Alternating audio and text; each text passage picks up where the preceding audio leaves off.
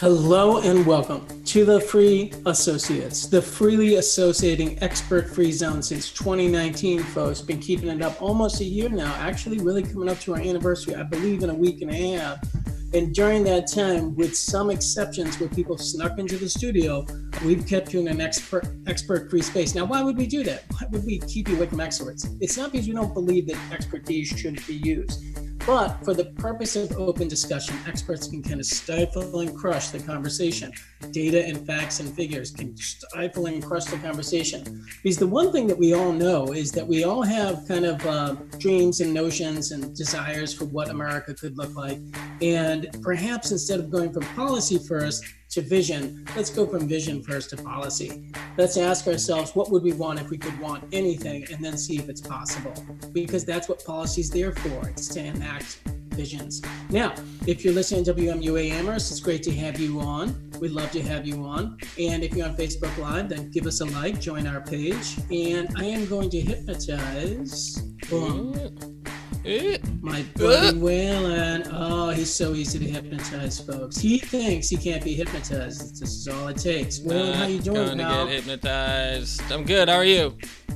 You are. I have to say, in the last episode, you plopped that in at the end. You're like, oh, I can't be hypnotized. But I don't know. I just don't know. You probably can't be made to walk like a chicken, but I think you could probably be hypnotized. You know, I quit smoking being hypnotized.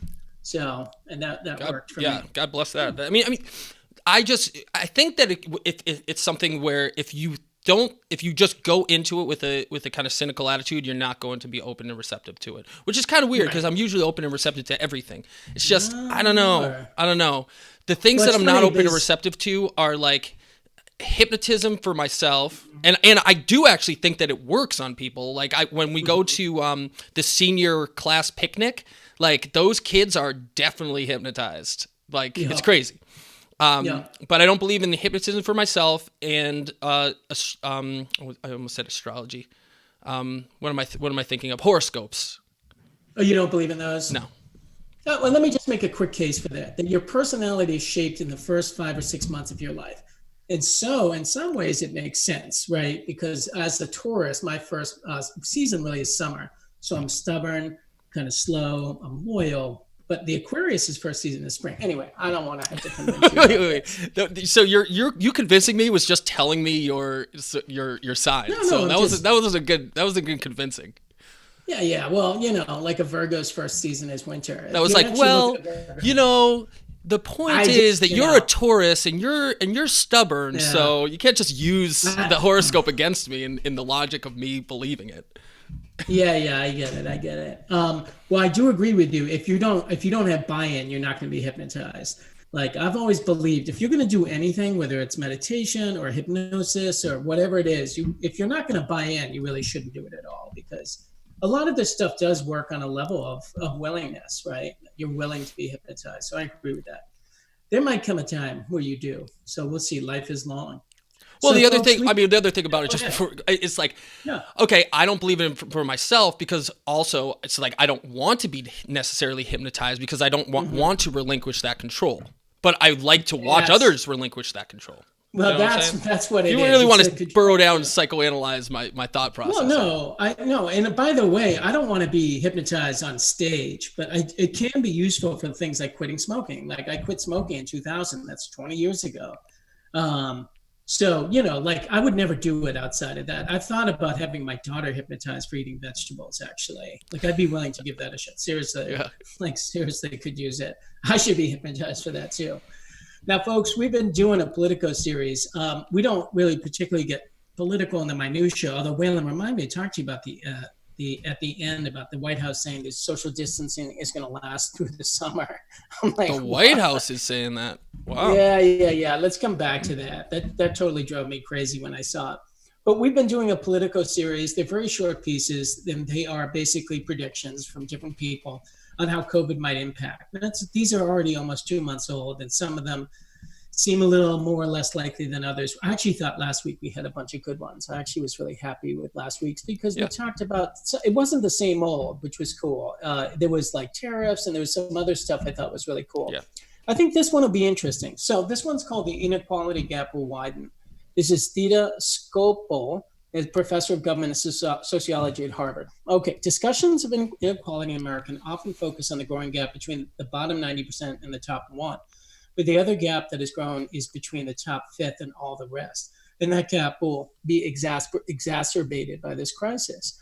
The wealthiest fifth of Americans have made greater income gains than those below them in the income hierarchy in recent decades. Oh, yeah, big time. They are more often members of married, highly educated couples. As high salaried professionals or managers, they live in internet ready homes that will accommodate telecommuting, and where children have their own bedrooms and aren't as disruptive to work from home schedules. In this crisis, most were on steady incomes while having necessities delivered to their front door. The other 80%, and by the way, the math's a little weird on this. I didn't really get the math. The other 80% of Americans lack the financial cushion. Some will be okay, but many will struggle with job losses and family burdens. They're more likely to be single parents or single income households. They're less able to work from home, more likely to be employed in service or delivery sectors and jobs that put them at greater danger of coming into contact with the coronavirus. In many cases, their children will not gain educationally at home because parents will not be able to teach them, or their households might lack access to high-speed internet that enables the remote instruction. Can we just, before we do anything, get to the math issue here?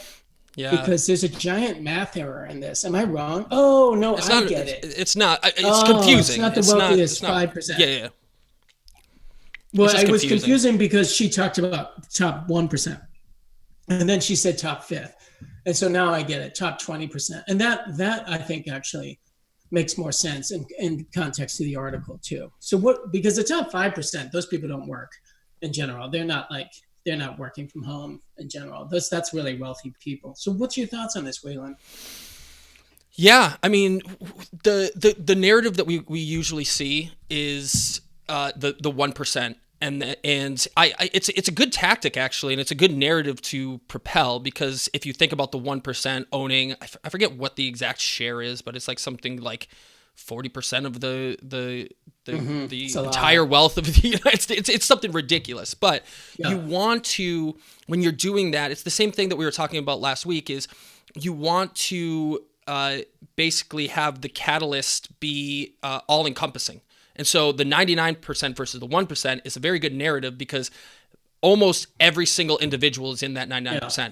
But there are delineations right down the line, and you can start to look at the various discrepancies in that. I think one of the biggest ones that we have in this in our country is just the tax bracket from $250,000 plus. Mm-hmm. And looking at who makes $250,000 plus versus that, and I think that you get math that's more similar to what is being experienced here. But the general narrative of this, I do agree with, is that just disparity is going to have consequences here in very large ways, especially with education, and I think that especially with healthcare as well. And I agree with it. Yeah. Although, by the way. You got to be careful. I see what you're saying, tax bracket. Yeah, that makes more sense. Because I saw a number recently where I thought, well, that's not a really good number, because it was talking about earnings. But there's so much inherited wealth in the country that that can be a kind of weird number. Because there's plenty of people who have income sources that are different from job earnings and stuff like that. Yeah. Now, I think you were actually out of town when I had Greg White on. We did an article about wealth inequality that was quite good. And it was really making the case. It was talking about the top 10%. And it was basically saying that there's a new aristocracy in the country in the top 10%. And some of the numbers in that article, you're like, whoa, they were like, one number was like the net worth of African Americans living in Boston is $17 or something like that. It was really it was startling. And I show a video to my US2 kids about wealth inequality that's worth looking up. I don't remember if it's a TED Ed thing or something like that, but it's a visualization. And what they do is they ask people what they think wealth inequality is, and then they ask them what they think it should be, but then they actually show you what it is. And it's like so much more than we think it is. But I also agree with you about the 99.1% thing, where it's kind of like, that is an easy movement to jump on because you're probably not in the 1%, and so it's almost like a phantom menace a little bit. Yeah. And and this article was saying, listen, it's also the top 10%. I mean, or it's just the system, or it's just the way it is. But I wonder, Now, one thing I think that they might be missing in this piece is I don't know, this could reach further up than the top 20%. I mean, you say I can work from home, but if I'm in an advertising firm and no one's paying for advertising because companies are going bankrupt left and right, I'm also losing my job. Like, it just depends on the level of economic destruction, basically, right? Yeah. Yeah, Yeah. I think that you have to look at particular sectors. I think that that's important, but the general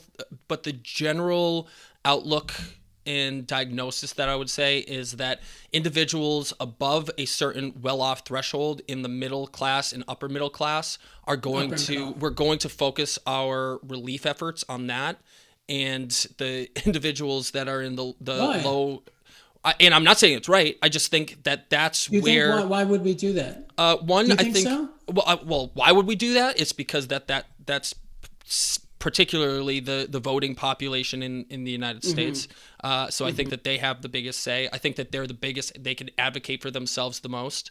And I mean, we see it in schools every day. If a Yeah. student's struggling, is it the student that's struggling that you're having conversations with, or the proactive parent that has the time Well, to do that? okay. Here's my argument. It's in Yep. fact both of those students that you're having conversations with who have a lot of support. And so I would like to take your statement earlier and withdraw the middle class from it. Because I actually think the middle class in America loses out over and over and over again. I was just reading about, I actually listened to this podcast called Gangster Capitalism and had a season about colleges. And that's one of the things they said. If you want to get an Ivy League school, you should either be really rich or really poor. But middle class kids aren't being led into those schools anymore because it doesn't fit this narrative. So I agree with you that upper middle class kids get a lot of it, can get a lot of attention in the school, but also it's really struggling. Disadvantaged kids have supports too, but the middle class doesn't. So I wonder if the middle class is going to get bailed out. I'm not so sure about that. Like, I feel like no one represents them, honestly. I Who would. represents the middle class in this country? Who? I mean, I don't that's see it. yeah. I mean, it's the common narrative that the Democrats are doing that. No, But they're not. I would take issue with that as well. But I think that again, it's just a kind of a ladder of advocacy here. It's not necessarily that they're the ones that are focused on the spotlight on. But at the same time, I think that they have the means to advocate for themselves more and the means to have their voice heard more so Well, than I lower totally agree with classes. you as long as you put upper in front of it. I'm not sure that the middle class really is that good at advocating for itself, but we don't have to split hairs. I think you understand what I'm saying. Yeah, I do. I think in a lot of ways the parties build coalitions between wealthy people and poor people, and that the middle class and the upper middle class are as part of that. But the middle class often gets leapfrogged in this system. That's what I've seen. Now I could be totally wrong about that, but that's a general. And then I'm not middle class. I'm basically upper middle class, and I'm definitely in the top fifth. So I just want to be, for the sake of clarity, I teach, but that doesn't mean that's my only source of income. So I don't want to pretend I'm in the middle class, I but think I guess I would be in the middle class. well, it's hard for you to say because you're single still and stuff like that. You probably would be. I'm in the middle You're class. probably you're probably in the middle class. You're a little bit of a wild card, a little bit for a couple of different reasons, Maverick as over here. always. Gonna get That's my what you are. cowboy hat in the I'm room. thinking. I'm thinking more. It's Always Sunny in Philadelphia, wild card, but we have never really seen that Cut the show. brakes, wild card. That's right. That's right. So yeah, you're probably middle class. But what we've seen with globalism and wealth inequality is that there's less and less of a place for the middle class to sit. It's like a musical chairs game where there's the seats keep getting removed. When I grew up, towns were much more middle class. You didn't have good town, bad town situation like you do now. We get towns in Western Mass. We're like, that town's really in bad shape. This is a good town. That's a bad town. East Hampton's going to be a good town. And it just wasn't like that. There was a bunch of you wouldn't even talk that way. It's almost how like New York used to be good block, bad block. And I do think it's the elements of wealth inequality. I mean, one of the number one indicators of a depression or a recession, deep recession, is when wealth inequality gets out of control. Now, to that point, let me argue the contrary. The last time we had wealth inequality on this level was right before the Great Depression. Wealth inequality lessened during the Great Depression. Now, I don't know the mechanisms of how it lessened, but it did lessen. And post-war, that's the golden age of the American middle class, right? It's 1945 to 1965. I mean, golden age of the middle class. And I've always been in favor of a strong middle class. Yeah, I mean the factors that are coming into existence there though is just the military industrial complex that is actually we're working. It was a good military industrial complex type thing that was going on. But I mean, there's certain factors. I would agree with you that. Just boiling all of this down. One, I believe that we have, and it's actually just facts that we have a widening gap between the rich and the poor. It's going to be exacerbated by this COVID crisis, and that the individuals that are going to be the ones that are advocating the most, and it can directly correlate with how rich you are and how much relief you're going to get. Right. You think so? Yeah. Yeah. Really? Don't you think there'll be blood on the streets? Do you think that okay, you talking about percentage, or are you talking about in order for blood to be on the streets, we would have to be able to go out on the streets. Right. I guess social distancing really cuts down on revolution. Although, people have gone to protest, and this is something that perhaps we can kind of talk about later. Well, wealth inequality, I don't really blame anyone for wealth inequality, because to me, it's like COVID. It's in some ways an act of nature. It's an act of ecology, and I think that globalism, the end of the Soviet Empire, China being drawn online into the first, the free capitalist world, and technological innovations led to wealth inequality. I mean, that I don't think that anyone did it, and I don't think anyone can undo it. However, I do think situations can undo it. I'm just not convinced that this is going to lead to more wealth inequality. I could really see it the exact opposite. But, I don't know. I mean, she's talking about the next 6 months. Yeah, the next 6 months, people are going to get food at their door. And listen, I think you and I both agree the education piece is big. Like if people are out of school for any amount of time next year, that gap will widen and widen between parents. And I don't know if that's a wealth thing, but it probably is. Parents who are like forcing their kids to learn and stuff like that. Yeah. That's a big one. I guess it brings us back to the question of how the government is in a form a charitable organization. And the thing that's going to be interesting is looking at how much relief actually comes from the private sector. For when a Hurricane Katrina happens, or when a big disaster like that, you see relief efforts that are bringing hundreds of millions of dollars in. I've seen a couple of things that are relief programs, but it's such widespread chaos that's going on. I don't think that it's generating the amount of funding that is needed from the private sector. So then that's going to fall. That's going to fall onto the public sector and government for those relief efforts. And so I don't know where that stands. When you're talking about the lessening of the gap, that would have to be the inclusion of private individuals willingly giving their money to relief efforts. And I don't think I see that happening on the scale of disaster relief. Not willingly, but taxation could do it. Right. Taxation is then we go into government. That would be government relief. Yeah. Well, yes, I'm not talking private sector. I have no belief in the private sector to handle something this big in terms of like a inequality. Now, at the same time, you do, okay, let's just play this argument out a little bit. Your top 10% of America relies, a lot of their wealth is sunk into the economy. It doesn't just sit in a bank with 1% interest. It's in stocks. It's in all kinds of things. And so there's a lot of wealth that has been lost and could be lost if the whole thing breaks down, right? If you don't really have that same system of consumer capitalism, I think there's a lot of wealth that disappears. Now, when the stock market crashes, it certainly hurts lower middle class, poor people. But in terms of like straight up losing numbers, it hurts people who are invested. And that is not, poor people are not invested in the stock market. So that's the other way, right? Yeah.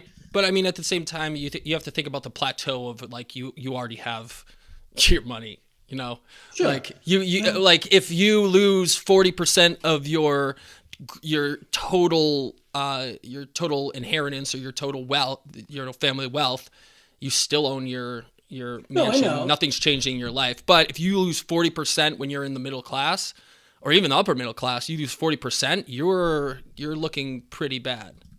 No, there's no question. I'm not arguing like one is, I agree with you. I'm just saying, like, if you lose 40% of your wealth and you're a billionaire, that does lessen the, just on numbers, just on paper, that does lessen the wealth inequality gap. I agree. The experience may not be anything like it, but in terms of numbers, it lessens it. Yeah. Here's my question to you. You're a Planet Money guy. Where does $1 trillion come from? Like, how does that happen when the government has $1 trillion stimulus plan? Where does that come from? Yeah. Are they just printing more money, or what's No, happening? yeah, so it's actually it's a good question. They actually don't print more money. It's an electronic transaction. But with any transaction like that, it's causing inflation. So you make Right. you don't just make $1 trillion and poof, everybody you have $1 trillion into the economy. It does have its effects, and you see that in what's that country? Was it Zimbabwe or Mozambique? That it became a $1 trillion note was worth like 1 cent. So Right. you always have to think about where that inflation is compared to what's going on in the economy. The numbers were that $2 trillion was about 5 to 6 weeks of everyday interactions in the economy. But when the economy stops and you're also creating $2 trillion out of thin air, like those two things are exaggerating the problem here. You have to do it, and eventually you're hoping that everything recovers. But yeah, it's going to lead to absolutely going to lead to inflation. That's just got to happen. To the extent that we can recover from that inflation is the other. Although, let me ask you, I totally understand this like economic point about inflation. When there's more money, there's more inflation. And in fact, we'll just hold on that. One of the problems that could happen is stagflation, which happened in the 70s. Typically you have inflation in a hot economy, right? Like that's usually hand in hand with a good economy because there's cheaper credit and things are booming. And then money gets worth less because everyone has more of it because it's a booming economy. Now this house costs twice as much as it used to or whatever. But in the 70s, because of the oil embargo by Saudi Arabia and a couple other things, they had stagflation, which was inflation matched with a stagnant economy. And that's that's like a death, I don't know what they call it on a plane, where it's like a death spiral kind of thing. It's really bad. So, yeah. I mean, again, it's hard to know. Now, so let's just talk about this for a minute, Wayland, because a couple of weeks ago you felt like everyone would be kind of back just to going out to concerts and stuff like that by the end of May and stuff like that. I want to take your temperature on that now. Like, are you still feeling that way? Yeah. So I think is going to happen is the daily New York Times Daily podcast actually just had a great episode on this, and essentially it was talking to an expert, and what he predicts is going to happen is what's called the hammer and the dance. Are you familiar with that? No. So the hammer is we're experiencing the hammer. Boom, everybody can't go outside, or everybody can't interact, can't go out into public and everything. As that number comes down, we start less restricting the movement of people. We can start going back into society, but that's the dance. And the dance happens until the numbers start creeping up again, and then all of a sudden the hammer comes down. And then we start it all over. So we have these rising waves. It's also called the W. But, the things that are going to be interesting to watch is how much the people are actually subscribing to the science behind it versus the psychology of being pent up. And so those things at some point, one has got to give. And also, can we add that it's an economic thing, like as part of that triangle too, right? Like real concern about economic recovery. Yeah. But yes, go ahead. And you think there's going to be a struggle between caution and like enough already? I got to get out of here. Yeah. And at what point do we deem that acceptable, that there's going to be, hands down, until as this tapers off, people that are going to die from COVID. So going back to that, what we were talking about before, a couple of weeks ago, there's a certain number that the government values for life. That was around $10 million, and how much it's affecting the economy. And when those two meet, that's when the economy opens. And it's going to be interesting to watch, because we might get impatient. We might have some dire situation in which it's not, we're still at some sort of boiling point, but there's also people that, I don't want to say dying of starvation here, but it's getting very, that things get to a part where people are going out and protesting in the streets at an actual mainstream level, instead of like some sort of fringe group and outlier. So it's going to be interesting watching this give and take to where it might be 6 months down the road and everybody's like, we can't do this anymore. We gotta brave it. So it's interesting to watch. I think that it's got to be longer. I think the hammer and dance is going to go on, and I also am just kind of really taking the temp of how people's frustrations and that cabin fever that's setting in. Absolutely. We're in the crusty period of this whole thing right now, and I think you see that in the pessimism of opinion pieces and stuff like that out there. There's like a heavy level of pessimism, I think, is being impacted by cold weather and also cabin fever. I was out on Saturday and there was way more people congregating than there was at any other time. So, like 9 kids playing soccer, teenagers. And now, interestingly enough, Sweden is saying that they're weeks away from having herd immunity. Wow. So that in Stockholm, they're days away. And that in the country, they've done very little to shut things down, right? So this is a very interesting model. They've definitely lost people. And I was thinking tomorrow, I have found a really good website with a bunch of facts and figures on it that I thought was pretty cool. They've definitely lost people. But I think Sweden would say, well, we did lose a bunch of people. It's true. Yeah, but that's like saying, I don't know. I don't want to say Nevada, but like South Dakota has conquered this. We're talking about 2 different populations and 2 different means of attack here. You know what I'm saying? No, I don't. So we're talking about the population. What is the population of Sweden? I don't know. It's not South Dakota. It's probably 10 million people. I'm just saying, just hear me out for a second. Yeah. If Sweden did very little, they even kept their kids in school, and they had a certain percentage of death run throughout whatever 10 million people live in Sweden, and now they have herd immunity, it does put a different card on the table, which basically says not that different from what you're talking about, which is, maybe we just go through this, maybe we just kind of, as much as the medical establishment can handle. I mean, it's not that different from the hammer and the dance. It's just that I think they had a better medical system and they could actually, the hammer could be a lot harder right off the bat, I think is what's happened.